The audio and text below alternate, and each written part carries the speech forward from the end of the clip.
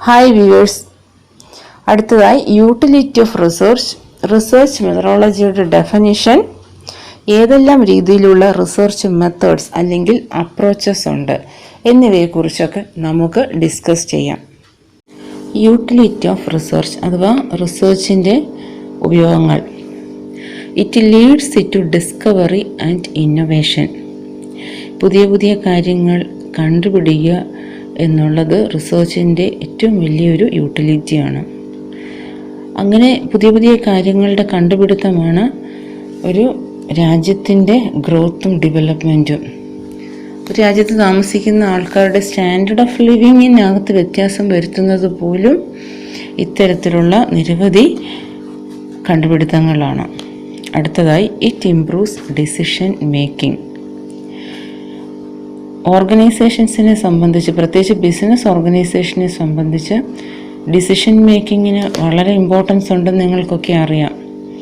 അപ്പോൾ വളരെ ശ്രദ്ധിച്ച് അനലൈസ് ചെയ്ത് ഡിസിഷൻസ് എടുക്കുവാൻ റിസർച്ച് സഹായിക്കുന്നു. ഗവൺമെൻറ്റിന് കാര്യത്തിലാണെങ്കിലും അങ്ങനെയാണ്. ഗവൺമെൻറ്റിന് ഏതെങ്കിലും ഒരു ഡിസിഷൻ എടുക്കുവാൻ റിസർച്ചിന് സഹായിക്കാൻ കഴിയും. അടുത്തതായി, it helps in ascertaining trends. Business ഓർഗനൈസേഷൻ്റെ കാര്യത്തിൽ നമ്മൾ മുൻപ് പഠിച്ചിട്ടുണ്ട്. ട്രെൻഡ് അറിയുക എന്നുള്ളത് വളരെ ഇമ്പോർട്ടൻ്റ് ആണ്. അപ്പോൾ അങ്ങനെ ഫ്യൂച്ചർ ട്രെൻഡ് അറിഞ്ഞെങ്കിൽ മാത്രമേ അവർക്കത് ഫേസ് ചെയ്യാൻ പറ്റുള്ളൂ. അവർക്കതനുസരിച്ച് സ്ട്രാറ്റജീസൊക്കെ ഫ്രെയിം ചെയ്യാൻ സാധിക്കുകയുള്ളൂ. അപ്പോൾ അത്തരത്തിൽ ട്രെൻഡ് അസർട്ടൈൻ ചെയ്യുവാൻ, വിലയിരുത്തുവാനും റിസർച്ചിനെ ഉപയോഗിക്കാറുണ്ട്. അടുത്തതായി, social sciences also depend on research. Social സയൻറ്റിസ്റ്റുകൾ അവർ റിസർച്ച് ഉപയോഗിച്ചുകൊണ്ടാണ് സോഷ്യൽ റിലേഷൻഷിപ്സിനെ കുറിച്ച് പഠിക്കുന്നത്. ഈ സോഷ്യൽ സയൻസിൽ നടത്തുന്ന റിസർച്ചാണ് യഥാർത്ഥത്തിൽ വർക്കിംഗ് ഗ്രൂപ്പ്സ് അതിനെ അനലൈസ് ചെയ്യാൻ സഹായിക്കുന്നത്. കാരണം ഒരു ജോലി സ്ഥലത്തെ ജോലി ചെയ്യുന്ന ആൾക്കാരെന്ന് പറഞ്ഞാൽ അതൊരു സോഷ്യൽ ഗ്രൂപ്പാണ്. അപ്പോൾ അവർക്കിടയിലുള്ള പ്രശ്നങ്ങൾ മനസ്സിലാക്കുവാനും അവരെ മനസ്സിലാക്കുവാനും ഒക്കെയും റിസർച്ചിനെ ഉപയോഗിക്കാം. അപ്പോൾ ഒരു സമൂഹത്തിൻ്റെ പ്രശ്നം മാത്രമല്ല, എവിടെയും ഒരു സോഷ്യൽ റിലേഷൻഷിപ്പ് മനസ്സിലാക്കുവാൻ റിസർച്ചിനെ ഉപയോഗിക്കാം. അടുത്തതായി, it AIDS in framing the government policies. Almost എല്ലാ ഗവൺമെൻറ് പോളിസീസും ബഡ്ജറ്റ്സും എല്ലാം പ്രിപ്പയർ ചെയ്യുന്നത് റിസർച്ചിൻ്റെ അല്ലെങ്കിൽ പഠനത്തിൻ്റെ അടിസ്ഥാനത്തിലാണ്. അങ്ങനെ ഒരു റിസർച്ചിൻ്റെ അല്ലെങ്കിൽ ഒരു പഠനത്തിൻ്റെ അടിസ്ഥാനത്തിൽ പ്രിപ്പയർ ചെയ്യുന്ന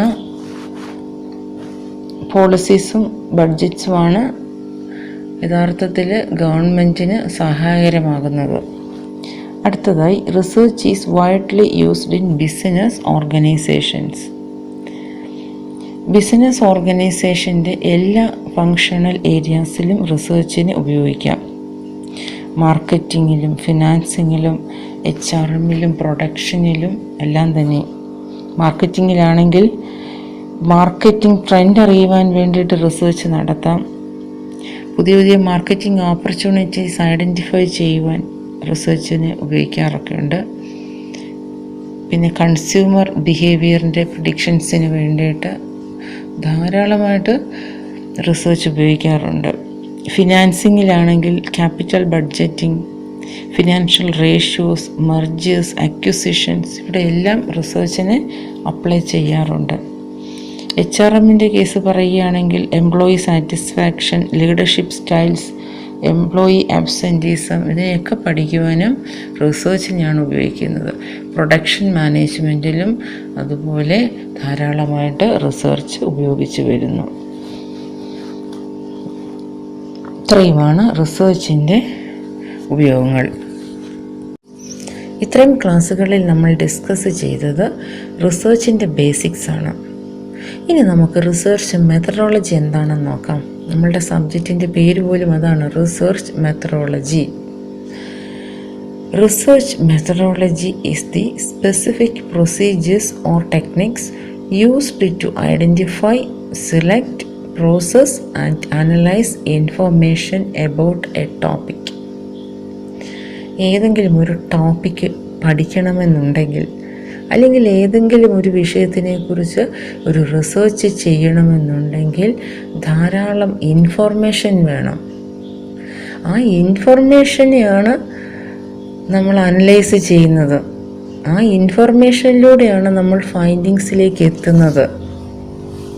അതിലൂടെയാണ് നമ്മൾ ഡിസിഷൻസ് എടുക്കുന്നത്. ആ ഇൻഫർമേഷനെയാണ് നമ്മൾ പ്രയോജനപ്പെടുത്തുന്നത്. അപ്പോൾ ഇൻഫർമേഷൻ ഇല്ലാതെ നമുക്ക് പഠനം നടത്തുവാൻ സാധ്യമല്ല. ഇപ്പോൾ ഞാൻ മുൻപൊരു എക്സാമ്പിൾ പറഞ്ഞു. ഒരു കമ്പനിയിൽ പ്രോഡക്റ്റിൻ്റെ സെയിൽസ് കുറഞ്ഞു. ആ സെയിൽസ് കുറഞ്ഞു, എന്തുകൊണ്ട് കുറഞ്ഞു എന്നുള്ളതിനെക്കുറിച്ചുള്ള ഇൻഫോർമേഷൻ കളക്ട് ചെയ്യണം. അത് കൃത്യമായിട്ടുള്ള ഇൻഫോർമേഷൻ ഐഡൻറ്റിഫൈ ചെയ്ത് സെലക്ട് ചെയ്ത് അതിനെ പ്രോസസ്സ് ചെയ്ത് അതിനെ അനലൈസ് ചെയ്ത് അതിൽ നിന്നും കണ്ടെത്തുന്ന ഫൈൻഡിങ്സിനെയാണ് ഉപയോഗിക്കുന്നത്. അതാണ് ആ ഇൻഫർമേഷൻ ആർക്കാണോ വേണ്ടുന്നത് അവർ അതിനെ ഉപയോഗിക്കുകയാണ് ചെയ്യുന്നത്. അപ്പോൾ അത്തരത്തിൽ ഏതെങ്കിലും ഒരു ടോപ്പിക്കിനെ കുറിച്ച് ഇൻഫോർമേഷൻ ഐഡൻറ്റിഫൈ ചെയ്ത് സെലക്ട് ചെയ്ത് പ്രോസസ്സ് ചെയ്ത് അനലൈസ് ചെയ്യണമെന്നുണ്ടെങ്കിൽ നിരവധി പ്രൊസീജിയേഴ്സും അല്ലെങ്കിൽ നിരവധി ടെക്നിക്സും ആവശ്യമാണ്. അങ്ങനെ പ്രൊസീജിയറും ടെക്നിക്സും ഒന്നുമില്ലാതെ ചെയ്യുന്നതിന് നമ്മൾക്ക് സിസ്റ്റമാറ്റിക് ആയിട്ടുള്ളൊരു പ്രോസസ്സ് എന്ന് പറയാൻ പറ്റില്ല, സയൻറ്റിഫിക് ആയിട്ടുള്ളൊരു പ്രോസസ്സ് എന്ന് പറയാൻ പറ്റില്ല.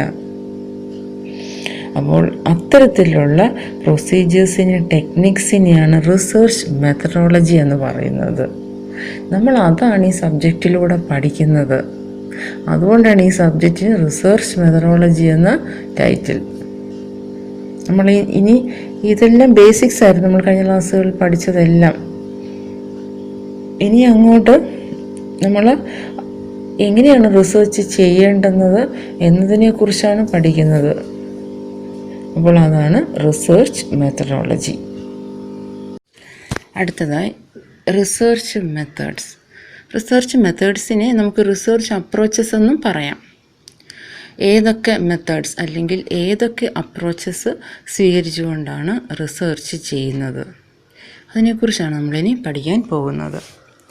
Scientific method. The scientific method is a systematic procedure following logical process of reasoning. Scientific മെത്തേഡിൻ്റെ ഒരു പ്രത്യേകതയാണ് അത് വളരെ സിസ്റ്റമാറ്റിക്കായിട്ടാണ് കാര്യങ്ങൾ ചെയ്യുന്നത്. ഓരോ റിസർച്ചർക്കും അല്ലെങ്കിൽ ഓരോരുത്തർക്കും തോന്നുന്ന രീതിയിലല്ല സയൻറ്റിഫിക് മെത്തേഡിൽ ഒരു പ്രോസസ്സിനെ മുന്നോട്ട് കൊണ്ടുപോകുന്നത്. ഒരു കൃത്യമായിട്ടുള്ളൊരു പ്രൊസീജിയറുണ്ട് ഒരു പ്രോസസ്സ് ചെയ്യുന്നത്.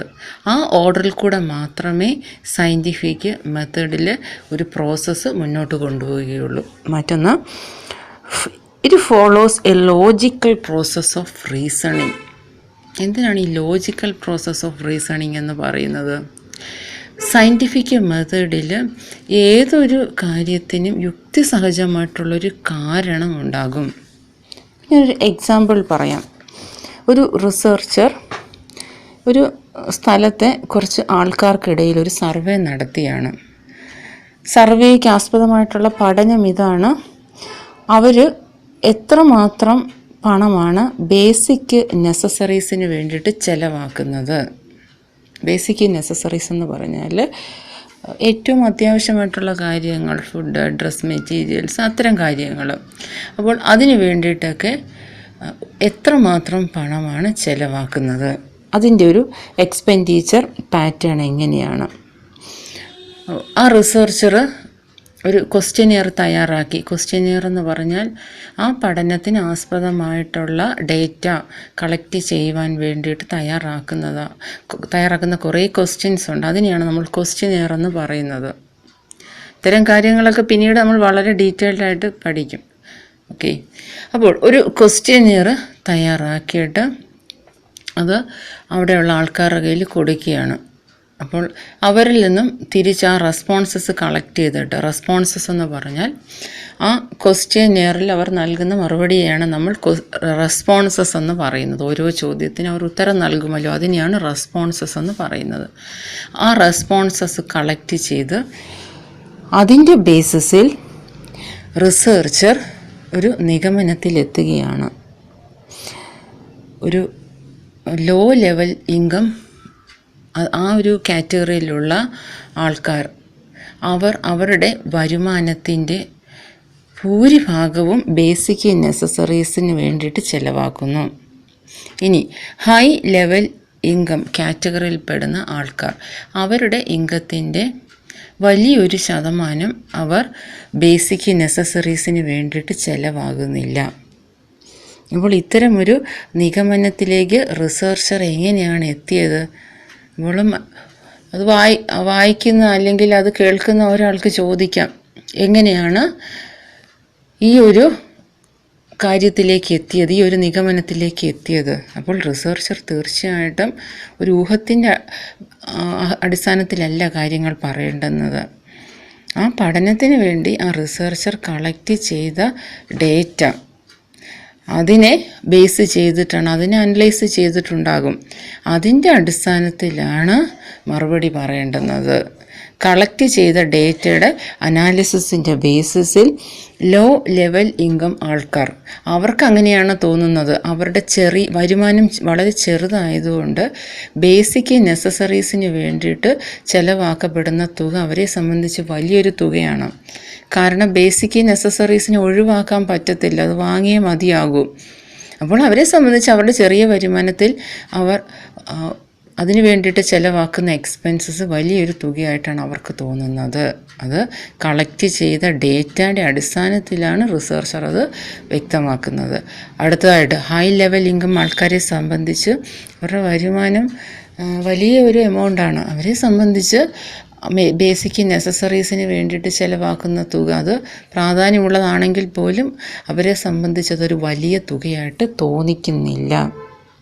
അപ്പോൾ ഇത്തരത്തിൽ ആ സർവേ നടത്തിയതിൻ്റെ അടിസ്ഥാനത്തിൽ റിസർച്ചർ അതിൻ്റെ ഫൈൻഡിങ്സ് എന്തുകൊണ്ടാണ്, അതിൻ്റെ നിഗമനം എന്ത് കാരണം കൊണ്ടാണ് അതിലേക്ക് എത്തിയത് എന്നുള്ളതിന് വളരെ യുക്തിപരമായിട്ടൊരു കാരണം പറയുകയാണ്. ഒരു റീസണിങ് അവിടെ സ്പഷ്ടമാക്കിയാണ്. ഇതിനെയാണ് ലോജിക്കൽ പ്രോസസ് ഓഫ് റീസണിങ് എന്ന് പറയുന്നത്. The reasoning process is used for drawing inferences from the findings of a study. ഞാൻ നേരത്തെ പറഞ്ഞതുപോലെ ആ സർവേയിൽ നിന്നും കുറച്ച് ഫൈൻഡിങ്സിലേക്ക് റിസർച്ചർ എത്തി. ആ ഫൈൻഡിങ്സിൽ നിന്നുമാണ് റിസർച്ചർ ഒരു നിഗമനത്തിലെത്തിയത്. ലോ ലെവൽ ഇൻകം ആൾക്കാർ അവരുടെ വരുമാനത്തിൻ്റെ ഒരു വലിയൊരു ശതമാനം ബേസിക് നെസസറീസിന് വേണ്ടിയിട്ട് ചിലവാക്കുന്നു. ഹൈ ലെവൽ ഇൻകം ആൾക്കാർ അവരുടെ വരുമാനത്തിൻ്റെ ചെറിയൊരു പങ്ക് മാത്രമേ ബേസിക് നെസസറീസിന് ചിലവാക്കുന്നുള്ളൂ. അപ്പോൾ ഈ ഒരു നിഗമനത്തിലെത്തിയത് ആ റിസർച്ചറിൻ്റെ പഠനത്തിൽ നിന്നുമാണ്. Okay, the logical process consist of induction and deduction. ഇനി ഈ ലോജിക്കൽ പ്രോസസ്സിനെ, ആ നിഗമനത്തിലോട്ട് എത്തുന്ന ആ ഒരു പ്രോസസ്സിനെ നമുക്ക് വീണ്ടും ഡിവൈഡ് ചെയ്യാം, ഇൻഡക്ഷൻ എന്നും ഡിഡക്ഷൻ എന്നും. ഇനി നമുക്ക് അതെന്തൊക്കെയാണെന്ന് നോക്കാം. ഇൻഡക്ഷനും ഡിഡക്ഷനും അത് വളരെയധികം പ്രധാനപ്പെട്ട ടോപ്പിക്സാണ്, ഇൻഡക്ഷനും ഡിഡക്ഷനും. അപ്പോൾ നമുക്കിനി അത് എന്തൊക്കെയാണെന്ന് നോക്കാം. അപ്പോൾ നമ്മൾ നേരത്തെ പറഞ്ഞതുപോലെ ലോജിക്കൽ പ്രോസസ്സ് ഇൻഡക്ഷൻ എന്നും ഡിഡക്ഷൻ എന്നും പറഞ്ഞ് നമുക്ക് ഡിവൈഡ് ചെയ്യാം. ഈ രീതികളിലൂടെയാണ് ലോജിക്കൽ പ്രോസസ്സ് നടക്കുന്നത്. ആദ്യം തന്നെയും ഇൻഡക്ഷൻ അല്ലെങ്കിൽ ഇൻഡക്റ്റീവ് മെത്തേഡ് എന്താണെന്ന് നോക്കാം. The inductive method involves moving from a specific observation into broad generalization. ഏതെങ്കിലും ഒരു ഇൻഡിവിജ്വൽ കേസിൻ്റെ ഒബ്സർവേഷനിലൂടെ ഒരു പൊതുവായിട്ടുള്ള തത്വത്തിൽ എത്തിച്ചേരുന്നതിനെയാണ് ഇൻഡക്റ്റീവ് മെത്തേഡ് എന്ന് പറയുന്നത്. An example of induction approach is Newton's theory of gravity. നമുക്ക് എല്ലാവർക്കും അറിയാം, ഒരു ആപ്പിൾ വീഴുന്നത് കണ്ടിട്ട് ഐസക് ന്യൂട്ടൻ അതെന്തുകൊണ്ടാണ് അങ്ങനെ സംഭവിക്കുന്നത് എന്ന ചിന്തയിൽ നിന്നും നടത്തിയ പഠനമാണ് Newton's theory of gravity formulate ചെയ്യാൻ കാരണം. ആ ഒരു ആപ്പിൾ താഴേക്ക് വീഴുന്ന ആ ഒരു കാര്യം പഠിച്ചതിലൂടെയാണ് ഏതൊരു വസ്തു ഭൂമിയിലേക്ക് താഴേക്ക് പതിക്കുന്നതിൻ്റെ കാരണം എന്താണെന്ന് കണ്ടുപിടിച്ചത്. അപ്പോൾ ആ സ്പെസിഫിക് ആയിട്ടുള്ള ഒബ്സർവേഷനിൽ നിന്നും ഒരു ജനറൽ ആയിട്ടുള്ളൊരു തിയറിയാണ് അവിടെ ഫോർമുലേറ്റ് ചെയ്തത്. എവിടെയും അപ്ലൈ ചെയ്യാവുന്ന ഒരു ജനറൽ തിയറിയാണ്, ഏത് വസ്തുക്കളിലും അപ്ലൈ ചെയ്യാവുന്ന ഒരു ജനറൽ തിയറിയാണ് അവിടെ കണ്ടുപിടിച്ചത്. ഇതിനെയാണ് ഇൻഡക്ഷൻ എന്ന് പറയുന്നത്. അടുത്തതായി deduction. This approach is defined as follows: reasoning from the general to the particular. ഒരു ജനറൽ ആയിട്ടുള്ള പ്രിൻസിപ്പിളിനെ, ജനറലി അക്സെപ്റ്റഡ് ആയിട്ടുള്ള ഒരു തത്വം നമ്മളൊരു ഇൻഡിവിജ്വൽ കേസിൽ, ഒരു പർട്ടിക്കുലർ കേസിൽ അപ്ലൈ ചെയ്യുന്നതിനെയാണ് ഡിഡക്ഷൻ എന്ന് പറയുന്നത്. Deduction is reasoning process of applying a generally accepted principle to specific individual case falling under the general principle. ഒരു ജനറൽ പ്രിൻസിപ്പിൾ, പൊതുവായിട്ട് അക്സെപ്റ്റ് ചെയ്തിട്ടുള്ളൊരു പ്രിൻസിപ്പിൾ, അതിൻ്റെ പരിധിക്കകത്ത് വരുന്ന ഒരു ഇൻഡിവിജ്വൽ കേസിനെ അനലൈസ് ചെയ്യുവാൻ വേണ്ടിയിട്ട് ആ ജനറൽ പ്രിൻസിപ്പിൾ തന്നെ നമ്മൾ ഉപയോഗിക്കുന്നതിനെയാണ് ശരിക്കും ഡിഡക്ഷൻ മെത്തേഡ് എന്ന് പറയുന്നത്. ഉദാഹരണത്തിന് പേഴ്സണാലിറ്റി തിയറീസ് നിങ്ങൾ പഠിച്ചിട്ടുണ്ട്. ആ പേഴ്സണാലിറ്റി തിയറീസിൻ്റെ സഹായത്തോടു കൂടെ ഒരു ഓർഗനൈസേഷനിലെ എംപ്ലോയീസിനെ അനലൈസ് ചെയ്യാം. അവർക്ക് ഏത് ജോലിയാണ് സ്യൂട്ടബിൾ ആകുന്നത്, ഏത് തരം സ്കില്ലാണുള്ളത്, അത് നിങ്ങൾ പഠിച്ചിട്ടുള്ളതാണ്. അപ്പോൾ അവിടെ ആ ജനറലി അക്സെപ്റ്റഡ് ആയിട്ടുള്ള പേഴ്സണാലിറ്റി തിയറീസാണ് അവിടെ ഓർഗനൈസേഷനിലെ എംപ്ലോയീസിൽ അപ്ലൈ ചെയ്യുന്നത്. It is useful for solving problems. ആ ജനറലി അക്സെപ്റ്റഡ് തിയറീസ് അല്ലെങ്കിൽ പ്രിൻസിപ്പിൾസ് ഉപയോഗിച്ചുകൊണ്ട് പ്രശ്നങ്ങൾ പരിഹരിക്കാൻ കഴിയും. ആ പ്രിൻസിപ്പിൾ അവിടെ അപ്ലൈ ചെയ്താൽ മതി. ഉദാഹരണത്തിന് ഒരു കോൺഫ്ലിക്റ്റ് ആണ് ഉള്ളതെങ്കിൽ, ഓർഗനൈസേഷനിലെ എംപ്ലോയീസ് തമ്മിൽ കോൺഫ്ലിക്റ്റ് ഉണ്ടെങ്കിൽ കോൺഫ്ലിക്റ്റ് റിലേറ്റഡ് ആയിട്ടുള്ള പ്രിൻസിപ്പിൾസും തിയറീസും ഉപയോഗിച്ചുകൊണ്ട് അവിടുത്തെ പ്രശ്നം പരിഹരിക്കാനായിട്ട് കഴിയും. അപ്പോൾ അത്തരത്തിൽ പ്രശ്നങ്ങൾ പരിഹരിക്കുക എന്നുള്ളതാണ് ഡിഡക്റ്റീവ് അപ്രോച്ച് കൊണ്ടുള്ള ഉപയോഗം. This method is not useful for arriving at new truths. പുതിയ പുതിയ കാര്യങ്ങൾ കണ്ടുപിടിക്കുവാൻ ഡിഡക്റ്റീവ് മെത്തേഡ് സാധാരണഗതിയിൽ ഉപയോഗിക്കാറില്ല. അങ്ങനെ പറ്റില്ല. കാരണം ജനറലി അക്സെപ്റ്റഡ്, ഒരു ഓൾറെഡി കണ്ടുപിടിച്ച ഒരു ജനറലി അക്സെപ്റ്റഡ് പ്രിൻസിപ്പിളാണ് നമ്മളിവിടെ ഉപയോഗിക്കുന്ന ഒരു പർട്ടിക്കുലർ കേസ് പഠിക്കുവാൻ വേണ്ടി, അല്ലെങ്കിൽ ഒരു പ്രോബ്ലം സോൾവ് ചെയ്യുവാൻ. അപ്പോൾ അതിൽ നിന്ന് പിന്നെ മറ്റൊരു ട്രൂത്ത് കണ്ടുപിടിക്കുവാൻ സാധ്യമല്ല. അപ്പോൾ ഇതൊക്കെയാണ് ലോജിക്കൽ റീസണിങ് പ്രോസസ്സിന് വേണ്ടിയിട്ട് ഉപയോഗിക്കുന്ന മെത്തേഡ്സ്.